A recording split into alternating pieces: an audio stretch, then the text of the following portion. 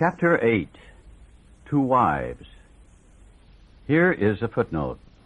Written in 1939, when there were few women in AA, this chapter assumes that the alcoholic in the home is likely to be the husband.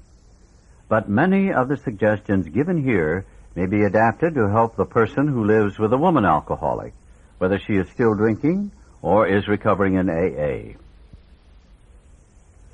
With few exceptions, our book thus far has spoken of men. But what we have said applies quite as much to women.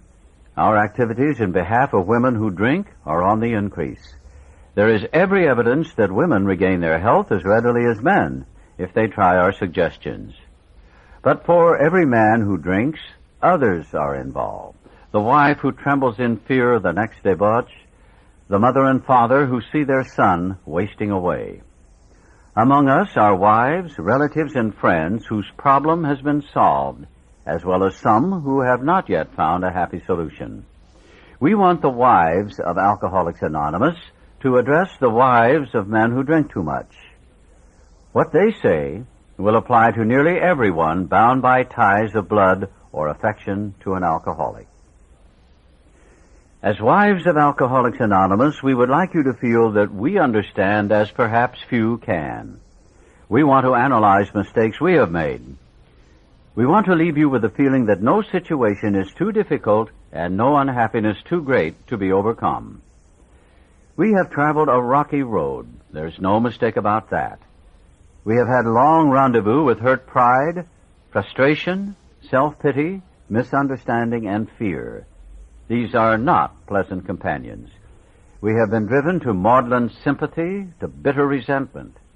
Some of us veered from extreme to extreme, ever hoping that one day our loved ones would be themselves once more.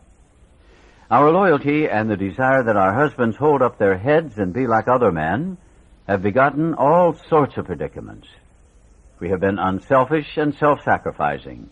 We have told innumerable lies to protect our pride and our husbands' reputations. We have prayed. We have begged. We have been patient. We have struck out viciously. We have run away. We have been hysterical. We have been terror-stricken. We have sought sympathy. We have had retaliatory love affairs with other men. Our homes have been battlegrounds many an evening. In the morning, we have kissed and made up. Our friends have counseled chucking the men, and we have done so with finality, only to be back in a little while, hoping, always hoping. Our men have sworn great solemn oaths that they were through drinking forever. We have believed them when no one else could or would. Then, in days, weeks, or months, a fresh outburst. We seldom had friends at our homes, never knowing how or when the men of the house would appear. We could make few social engagements. We came to live almost alone. When we were invited out, our husbands sneaked so many drinks that they spoiled the occasion. If, on the other hand, they took nothing, their self-pity made them killjoys. There was never financial security. Positions were always in jeopardy or gone. An armored car would not have brought the pay envelopes home. The checking account melted like snow in June. Sometimes there were other women. How heartbreaking was this discovery. How cruel to be told they understood our men as we did not. The bill collectors, the sheriffs, the angry taxi drivers, the policemen, the bums, the pals, and even the ladies they sometimes brought home. Our husbands thought we were so inhospitable. Joy killer, nag, wet blanket. That's what they said. Next day they would be themselves again, and we would forgive and try to forget. We have tried to hold the love of our children for their father. We have told small tots that father was sick, which was much nearer the truth than we realized. They struck the children, kicked out door panels, smashed treasured crockery, and ripped the keys out of pianos. In the midst of such pandemonium, they may have rushed out, threatening to live with the other woman forever. In desperation, we have even got tied ourselves, the drunk to end all drunks. The unexpected result was that our husbands seemed to like it. Perhaps at this point we got a divorce and took the children home to father and mother. Then we were severely criticized by our husband's parents for desertion. Usually we did not leave. We stayed on and on. We finally sought employment ourselves as destitution faced us and our families. We began to ask medical advice as the sprees got closer together. The alarming physical and mental symptoms, the deepening pall of remorse, depression, and inferiority that settled down on our loved ones, these things terrified and distracted us. As animals on a treadmill, we have patiently and wearily climbed, falling back in exhaustion after each futile effort to reach solid ground. Most of us have entered the final stage with its commitment to health resorts, sanitariums, hospitals, and jails. Sometimes there were screaming delirium and insanity. Death was often near. Under these conditions, we naturally made mistakes. Some of them rose out of ignorance of alcoholism. Sometimes we sensed dimly that we were dealing with sick men. Had we fully understood the nature of the alcoholic illness, we might have behaved differently. How could men who love their wives and children be so unthinking, so callous, so cruel? There could be no love in such persons, we thought. And just as we were being convinced of their heartlessness, they would surprise us with fresh resolves and new attentions. For a while, they would be their old sweet selves, only to dash the new structure of affection to pieces once more. Asked why they commenced to drink again, they would reply with some silly excuse, or none. It was so baffling, so heartbreaking. Could we have been so mistaken in the men we married? When drinking, they were strangers. Sometimes they were so inaccessible that it seemed as though a great wall had been built around them. And even if they did not love their families, how could they be so blind about themselves? What had become of their judgment, their common sense, their willpower? Why could they not see that drink meant ruin to them? Why was it, when these dangers were pointed out, that they agreed and then got drunk again immediately? These are some of the questions which race through the mind of every woman who has an alcoholic husband. We hope this book has answered some of them. Perhaps your husband has been living in that strange world of alcoholism where everything is distorted and exaggerated. You can see that he really does love you with his better self. Of course, there is such a thing as incompatibility, but in nearly every instance, the alcoholic only seems to be unloving and inconsiderate. It is usually because he is warped and sickened that he says and does these appalling things.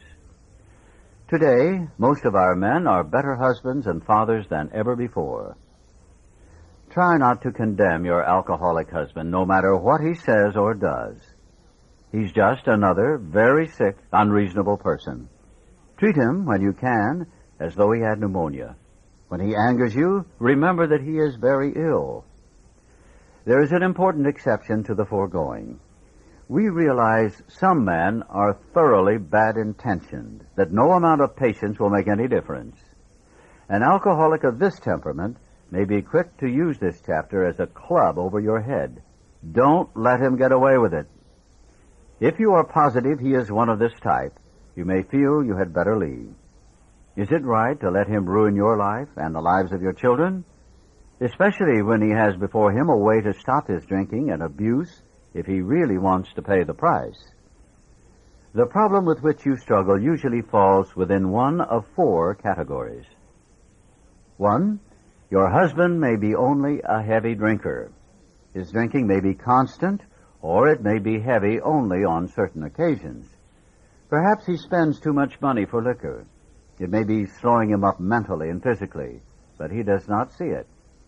Sometimes he is a source of embarrassment to you and his friends. He is positive he can handle his liquor, that it does him no harm, that drinking is necessary in his business. He would probably be insulted if he were called an alcoholic. This world is full of people like him. Some will moderate or stop altogether, and some will not.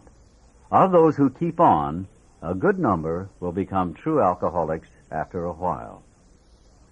2, your husband is showing lack of control, for he is unable to stay on the water wagon even when he wants to. He often gets entirely out of hand when drinking. He admits this is true, but is positive that he will do better. He has begun to try, with or without your cooperation, various means of moderating or staying dry.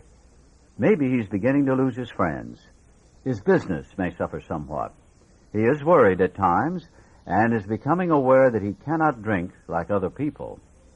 He sometimes drinks in the morning and through the day also to hold his nervousness in check. He is remorseful after serious drinking bouts and tells you he wants to stop. But when he gets over the spree, he begins to think once more how he can drink moderately next time. We think this person is in danger. These are the earmarks of a real alcoholic. Perhaps he can still tend to business fairly well. He has by no means ruined everything. As we say among ourselves, he wants to stop. 3, this husband has gone much further than husband number 2. Though once like number 2, he became worse.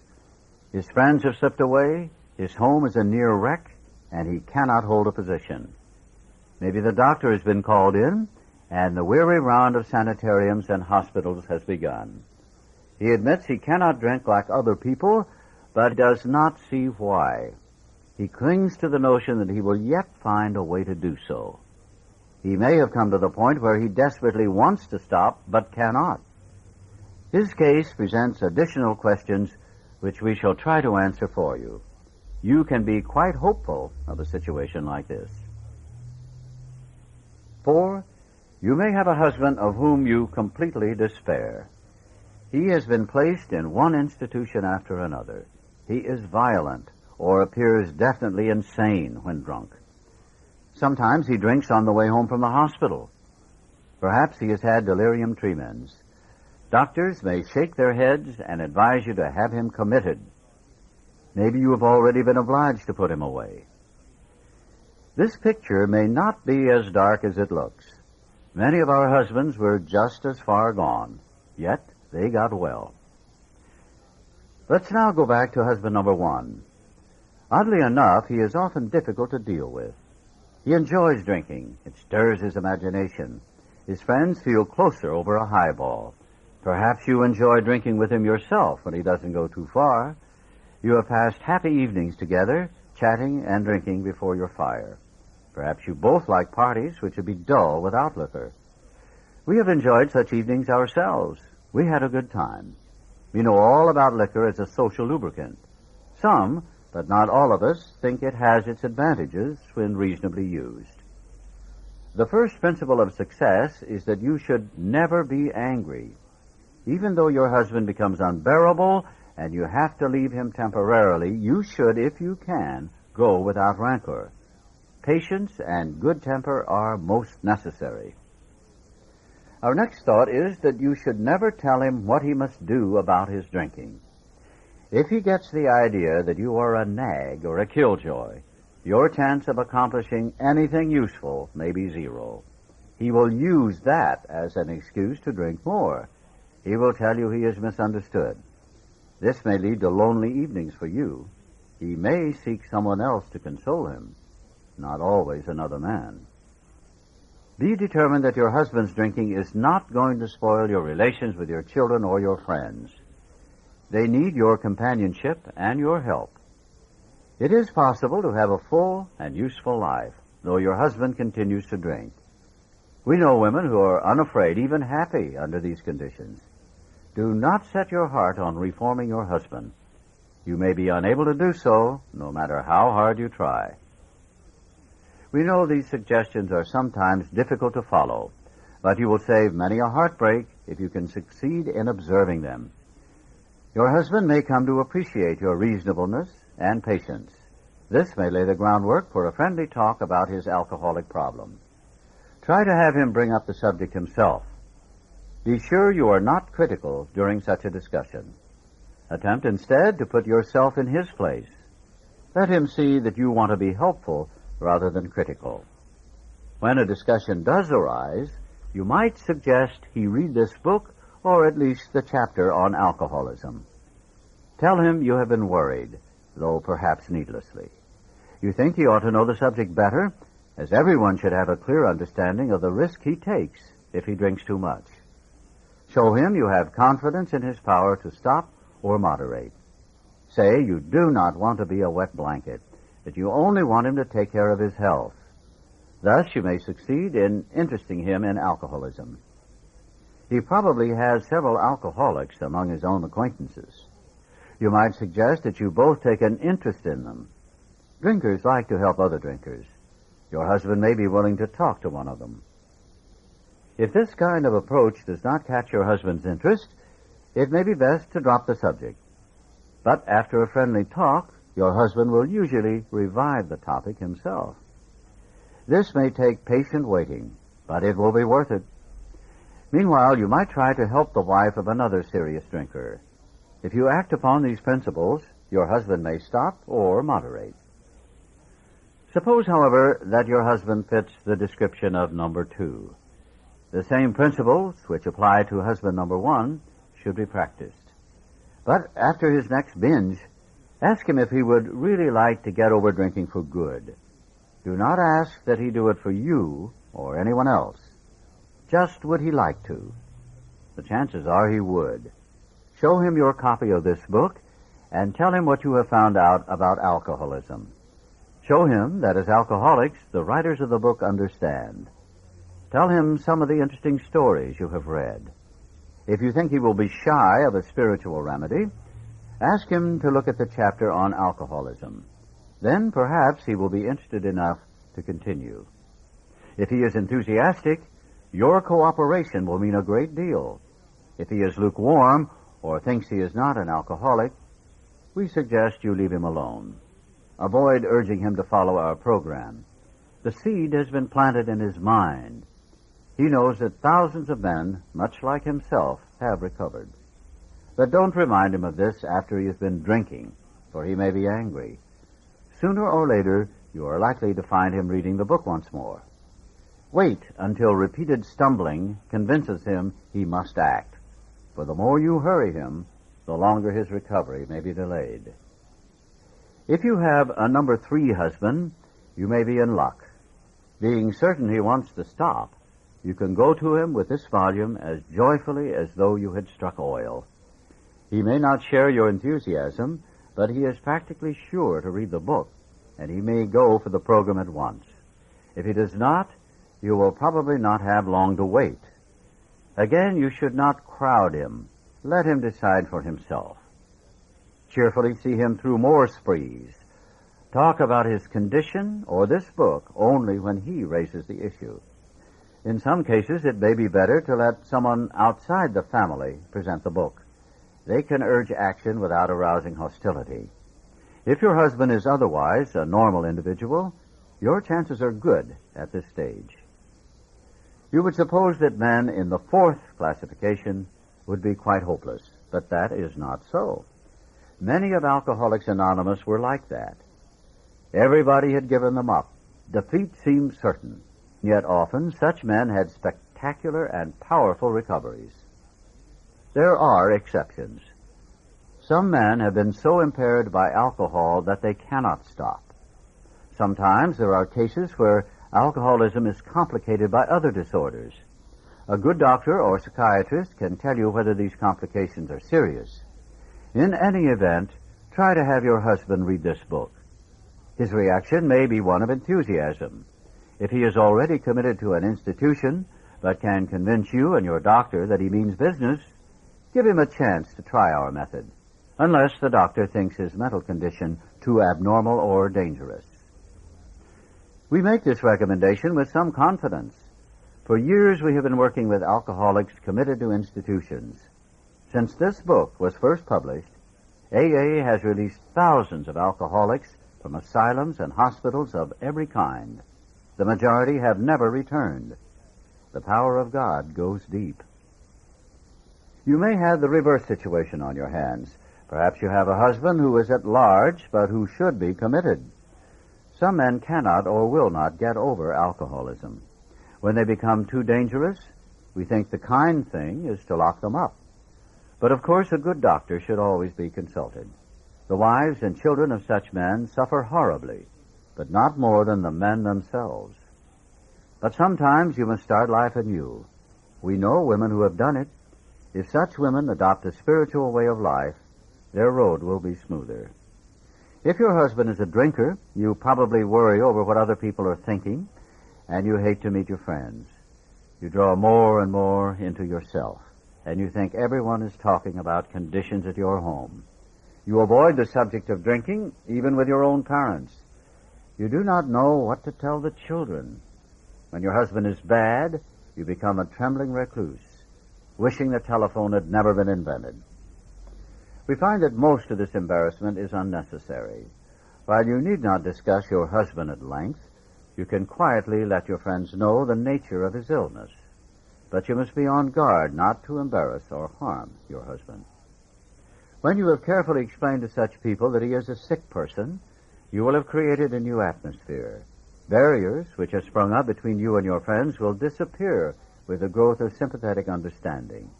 You will no longer be self-conscious or feel that you must apologize as though your husband were a weak character. He may be anything but that. Your new courage, good nature, and lack of self-consciousness will do wonders for you socially.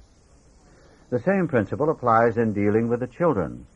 Unless they actually need protection from their father, it is best not to take sides in any argument he has with them while drinking.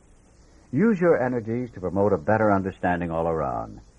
Then that terrible tension which grips the home of every problem drinker will be lessened. Frequently, you have felt obliged to tell your husband's employer and his friends that he was sick, when, as a matter of fact, he was tight. Avoid answering these inquiries as much as you can. Whenever possible, let your husband explain. Your desire to protect him should not cause you to lie to people when they have a right to know where he is and what he is doing. Discuss this with him when he is sober and in good spirits. Ask him what you should do if he places you in such a position again. But be careful not to be resentful about the last time he did so. There is another paralyzing fear. You may be afraid your husband will lose his position. You are thinking of the disgrace and hard times which will befall you and the children. This experience may come to you, or you may already have had it several times. Should it happen again, regard it in a different light. Maybe it will prove a blessing. It may convince your husband he wants to stop drinking forever, and now you know that he can stop if he will. Time after time, this apparent calamity has been a boon to us, for it opened up a path which led to the discovery of God. We have elsewhere remarked how much better life is when lived on a spiritual plane. If God can solve the age-old riddle of alcoholism, he can solve your problems too. We wives found that, like everybody else, we were afflicted with pride, self-pity, vanity, and all the things which go to make up the self-centered person. And we were not above selfishness or dishonesty. As our husbands began to apply spiritual principles in their lives, we began to see the desirability of doing so too. At first, some of us did not believe we needed this help. We thought, on the whole, we were pretty good women, capable of being nicer if our husbands stopped drinking. But it was a silly idea that we were too good to need God. Now we try to put spiritual principles to work in every department of our lives. When we do that, we find it solves our problems too. The ensuing lack of fear, worry, and hurt feelings is a wonderful thing. We urge you to try our program, for nothing will be so helpful to your husband as the radically changed attitude toward him which God will show you how to have. Go along with your husband if you possibly can. If you and your husband find a solution for the pressing problem of drink, you are, of course, going to be very happy. But all problems will not be solved at once.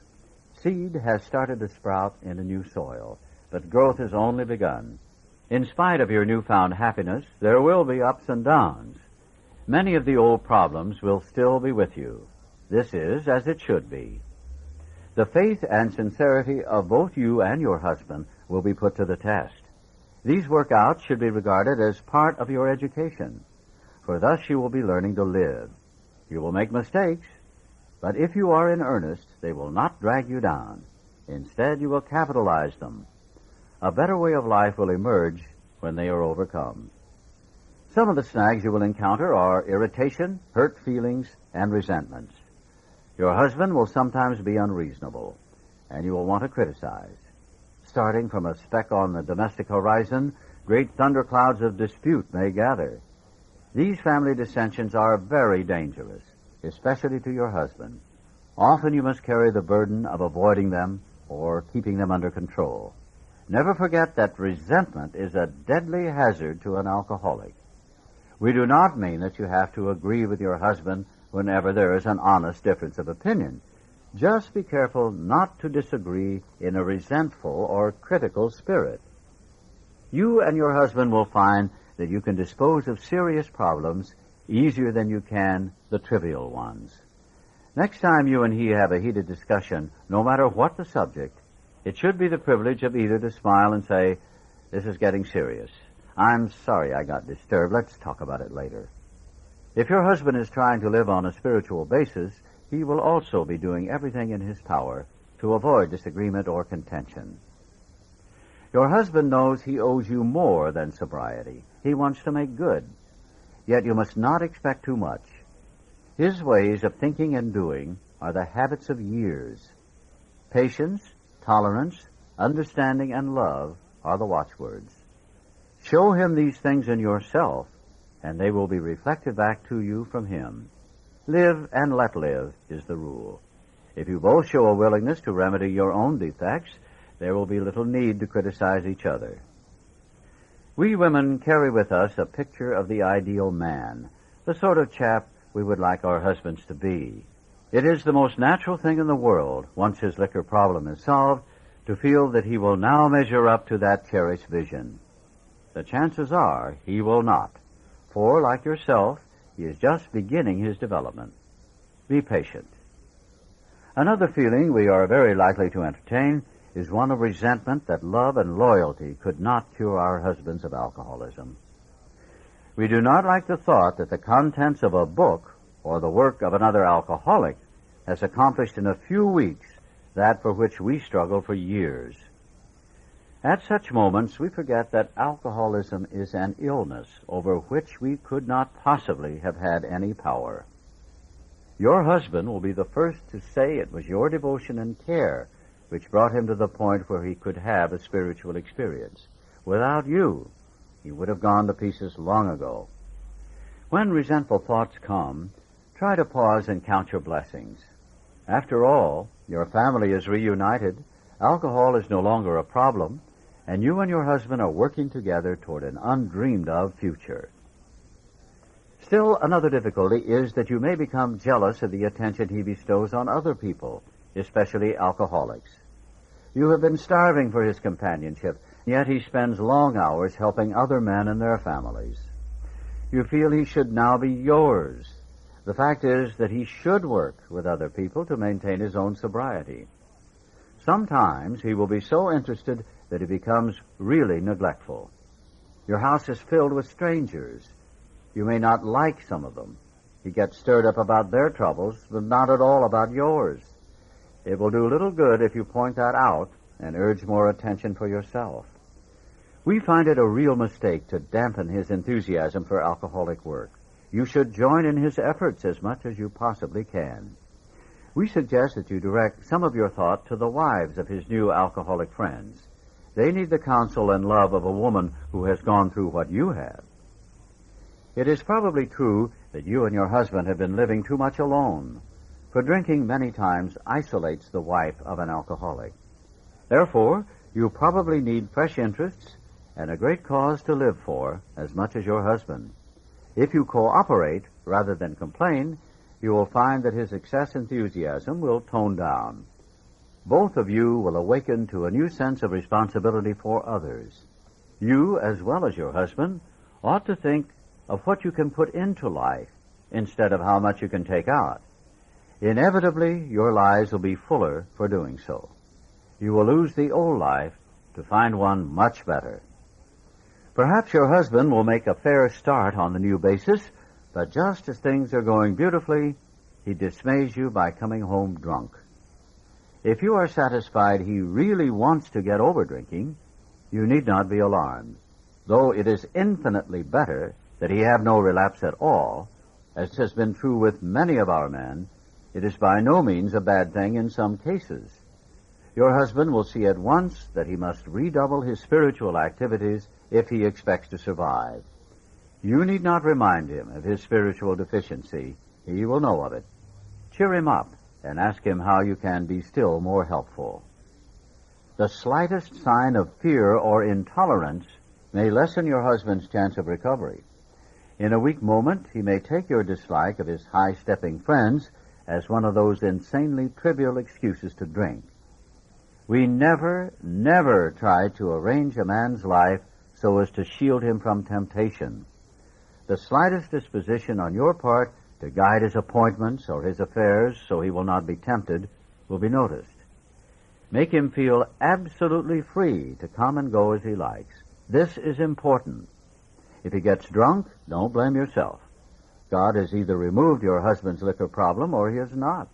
If not, it had better be found out right away. Then you and your husband can get right down to fundamentals. If a repetition is to be prevented, place the problem, along with everything else, in God's hands. We realize that we have been giving you much direction and advice. We may have seemed to lecture. If that is so, we are sorry. For we ourselves don't always care for people who lecture us. But what we have related is based upon experience, some of it painful. We had to learn these things the hard way. That is why we are anxious that you understand and that you avoid these unnecessary difficulties. So, to you out there who may soon be with us, we say good luck and God bless you. The Fellowship of Al-Anon Family Groups was formed about 13 years after this chapter was written.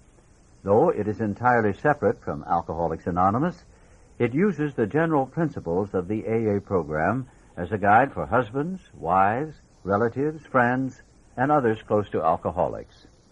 The foregoing pages, though addressed only to wives, indicate the problems such people may face. Alateen, for teenage children of alcoholics, is part of Al-Anon. If there is no Al-Anon listing in your local telephone book, you may obtain further information on Al-Anon family groups by writing to its World Service Office, Box 182, Madison Square Station, New York, New York, 10010.